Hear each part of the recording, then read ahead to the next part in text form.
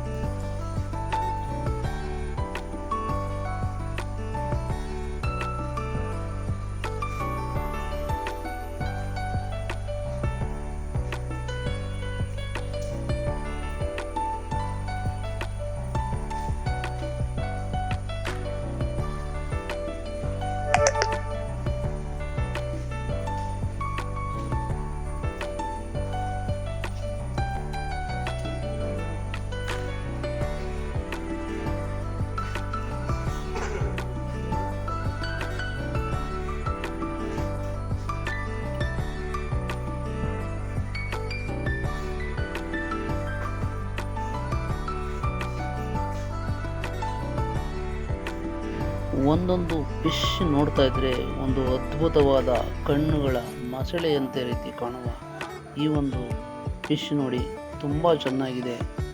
ಒಂದೊಂದು ರೀತಿ ಕಾಣ್ತಾ ಇದೆ. ತಿಮಿಂಗಿಲ ಫಿಶ್ಶು ನೋಡಿ, ಎಷ್ಟು ಅದ್ಭುತವಾಗಿದ್ದಾವೆ ಕಲರ್ ಫಿಶ್ಗಳು ಅಂತ.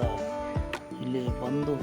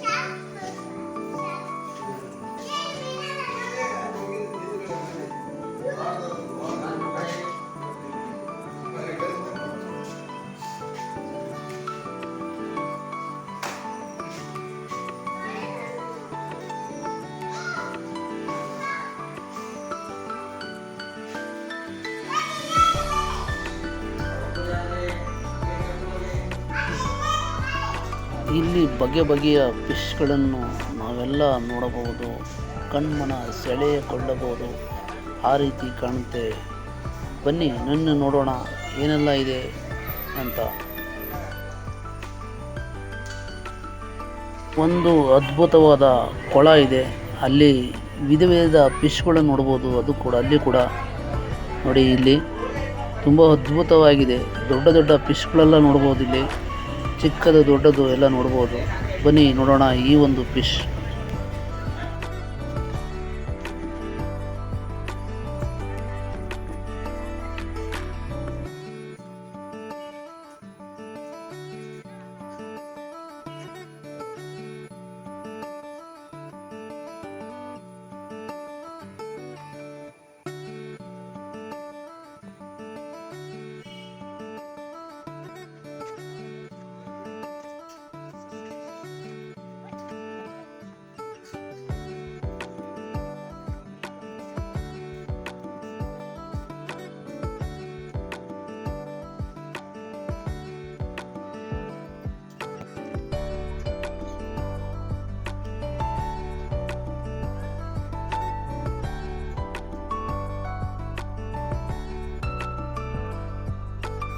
ಈ ಸುಂದರವಾದ ಉದ್ಯಾನವನದಲ್ಲಿ ನಾವೆಲ್ಲ ಕಣ್ತುಂಬಿಕೊಳ್ಳೋಣ ಬನ್ನಿ. ಕಲರ್ ಹೂವು, ಹಾಗೆ ಕಲರ್ ಫಿಶ್ಶು, ಹಾಗೆ ಇಲ್ಲಿ ವಸ್ತು ಸಂಗ್ರಹಾಲಯ ಕೂಡ ಇದೆ. ಅದು ಯಾವುದಪ್ಪ ಅಂದರೆ ಹಳೇ ಕಾಲದ ವಿಗ್ರಹಗಳೆಲ್ಲ ನೋಡ್ಬೋದು. ತುಂಬ ಅದ್ಭುತವಾಗಿದೆ. ಆ ವಿಗ್ರಹಗಳನ್ನು ಕೂಡ ನೋಡ್ಬೋದು. ಇಲ್ಲಿ ನೋಡಿ, ಅದ್ಭುತವಾದ ಶಿಲ್ಪ ಕಲೆಗಳ ಒಂದು ವಿಗ್ರಹಗಳಿದೆ. ಇವೆಲ್ಲ ನೀವು ಕಣ್ತುಂಬಿಕೊಳ್ಳಿ. ತುಂಬ ಚೆನ್ನಾಗಿದೆ. ಈ ಒಂದು ಜಾಗ ಬಂದು ಅದೃಷ್ಟವಾಗಿರುವಂಥ ಹಳೇ ಕಾಲದ ವಿಗ್ರಹಗಳೆಲ್ಲ ನೋಡ್ಬೋದು. ತುಂಬ ಚೆನ್ನಾಗಿದೆ. ಹಾಗೆ ಇಲ್ಲಿ ಒಂದು ಚಿಕ್ಕದಾದ ಒಂದು ಆಂಜನೇಯನ ವಿಗ್ರಹ ಕೂಡ ಇದೆ, ಅದು ಕೂಡ ನೋಡ್ಬೋದು. ತುಂಬ ಅದ್ಭುತವಾಗಿದೆ. ಒಂದೊಂದು ಶಿಲ್ಪವು ವಿಧ ವಿಧವಾಗಿದೆ. ಹಳೇ ಕಾಲದ ವಿಗ್ರಹಗಳೆಲ್ಲ ನೋಡ್ಬೋದು. ಗಣೇಶ ಎಲ್ಲ ನೋಡ್ಬೋದು. ಬನ್ನಿ ಈ ಒಂದು ಜಾಗಕ್ಕೆ.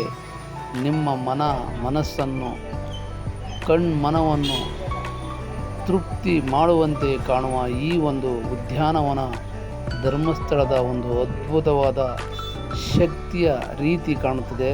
ಈ ಉದ್ಯಾನವನ ಬಂದು ನಾವೆಲ್ಲರೂ ನೋಡೋಣ. ಈ ಒಂದು ಅದ್ಭುತವಾದ ಉದ್ಯಾನವನ ಹಾಗೂ ಸಂಗ್ರಹಾಲಯಕ್ಕೆ ಎಲ್ಲರಿಗೂ ನಮಸ್ಕಾರ. ನೋಡಿ, ಇಷ್ಟು ಅದ್ಭುತವಾದ ಹಸಿರಿನ ವಾತಾವರಣ. ಇಲ್ಲಿ ನಮ್ಮ ಮನಃಶಾಂತಿಯನ್ನು ತೃಪ್ತಿ ಮಾಡುವ ರೀತಿ ಕಾಣುವಂತಹ ಈ ಹಸಿರಿನ ವಾತಾವರಣದಲ್ಲಿ ನಾವೆಲ್ಲರೂ ಈ ಒಂದು ವಿಡಿಯೋ ನಿಮಗೆಲ್ಲರಿಗೂ ಅರ್ಪಿಸಿದ್ದೇನೆ. ಎಲ್ಲರಿಗೂ ವಂದನೆಗಳು. ನೋಡಿ, ನನಗೆ ನನ್ನ ಚಾನಲ್ SK ಹರಿಸಮುದ್ರ ಚಾನಲ್ಗೆ ಲೈಕ್ ಮಾಡಿ, ಶೇರ್ ಮಾಡಿ, ಸಬ್ಸ್ಕ್ರೈಬರ್ ಆಗಿ.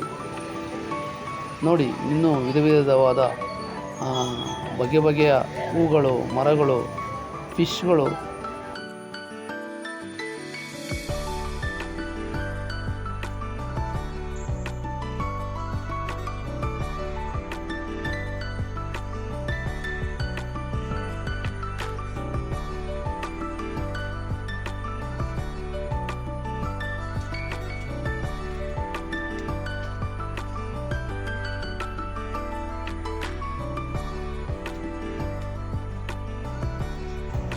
ನೋಡಿ, ಧರ್ಮಸ್ಥಳದಲ್ಲಿ ಇಲ್ಲಿ ಮುಡಿ ಕೊಡುವಂಥ ಒಂದು ಸ್ಥಳ.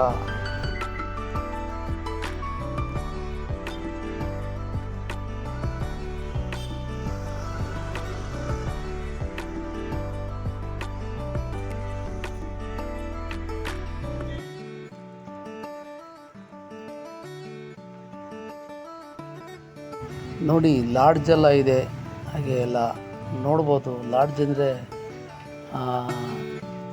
ಸಾವಿರಾರು ರೂಪಾಯಿ ತಗೋಣ ಲಾಡ್ಜೆಲ್ಲ. ಇದು 200 ರೂಪಾಯಿ, 250 ತಗೊಂಡು ಅವ್ರು ಎಷ್ಟು ಓವರ್ ಇರ್ತಾರೆ ಅಷ್ಟು ದುಡ್ಡು ತಗೊಂಡು ಹುಡುಕಿ ದುಡ್ಡು ವಾಪಸ್ ಕೊಡ್ತಾರೆ. ಹಾಗೆ ಇಲ್ಲೆಲ್ಲ ಧರ್ಮಸ್ಥಳದಲ್ಲಿ. ಹಾಗೆ ನಾವು ಈ ಕುಕ್ಕೆ ಸುಬ್ರಹ್ಮಣ್ಯಕ್ಕೆ ಹೊರಟು ಕುಕ್ಕೆ ಸುಬ್ರಹ್ಮಣ್ಯದಲ್ಲಿ ನಮ್ಮ ಮಗನ ಅರಕೆ ಮಾಡಿಕೊಂಡ್ರೆ ನಾವು ಮುಡಿ ಕೊಡ್ತೀವಿ ಅಂತೇಳಿ ಅಲ್ಲಿ ಮುಡಿ ಕೊಟ್ಬಿಟ್ಟು ಆ ಒಂದು ದೇವಸ್ಥಾನ ನೋಡಿ, ಒಂದು ನಾಗರ ಎಡೆ ಎತ್ತಿಗೆಣ ರೀತಿ ಕಾಣುತ್ತೆ. ದೇವಸ್ಥಾನ ಹಿಂದೆಗಡೆ ತುಂಬ ಅದ್ಭುತವಾದ ಪವರ್ಫುಲ್ಲಾದ ಶಕ್ತಿಯುಳ್ಳ ದೇವರು ಸುಬ್ರಹ್ಮಣ್ಯ ಸ್ವಾಮಿ. ಇಲ್ಲಿ ನಾವು ನಾಗಸರ್ಪ ದೋಷವನ್ನು ಪರಿಹರಿಸ್ಕೊಳ್ಬೋದು. ಈ ಒಂದು ಜಾಗಕ್ಕೆ ಬಂದು ತುಂಬ ಅದ್ಭುತವಾಗಿದೆ, ಶಕ್ತಿಯುಳ್ಳ ದೇವರು.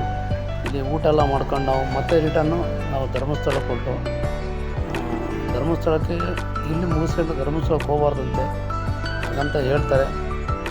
ನೀವು ನೆಕ್ಸ್ಟು ಈ ಥರ ತಪ್ಪು ಮಾಡಬೇಡಿ. ಧರ್ಮಸ್ಥಳ ಮುಗಿಸ್ಕೊಂಡು ಕುಕ್ಕೆ ಸುಬ್ರಹ್ಮಣ್ಯ ಮುಗಿಸ್ಕೊಂಡು ಯಾವ ದೇವಸ್ಥಾನಕ್ಕೆ ಹೋದಂಗೆ ಸೀದಾ ಮನೆಗೆ ಹೋಗಿ ಇಷ್ಟು ಹೇಳ್ತಾ ಒಂದು ಅದ್ಭುತವಾದ ವಿಡಿಯೋ ನಿಮಗೆ ಇಷ್ಟ ಆಗಿದೆ ಅಂತ ನಾನು ಭಾವಿಸ್ಕೊಳ್ತೀನಿ. ಎಲ್ಲರಿಗೂ ವಂದನೆಗಳು.